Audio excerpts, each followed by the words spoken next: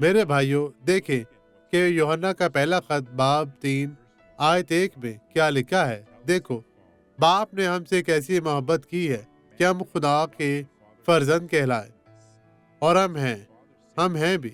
دنیا ہمیں اس لیے نہیں جانتی کہ اس نے اسے بھی نہیں جانا۔ ہم اس کے فرزند ہیں، اس لیے نہیں جانتی کہ اس نے اسے بھی نہیں جانا۔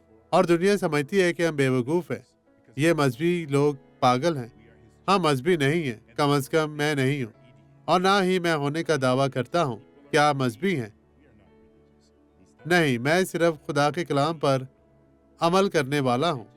میں سیکھنا اور اسے عملی جامہ پہنانا چاہتا ہوں، کیونکہ یہی زندگی ہے جہاں شفا ہے، جہاں خوشحالی اور ترقی ہے، اور خدا کی ذات آپ کی زندگی میں کام کرتی ہے۔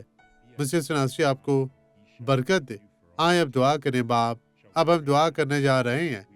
تیرے پاک کلام کا میں دل سے شکر گزار ہوں۔ خداوند، تو ان تمام لوگوں کو بڑی برکت دے، انہیں چھو پاک صاف اور مسح کر، اور ہر طرح کی بدی، کمزوری، بیماری، مشکل، پریشانی سے انہیں محفوظ رکھنا۔ تیرے کلام کو پڑھتے ہوئے یہ لوگ اپنی برکت پائیں۔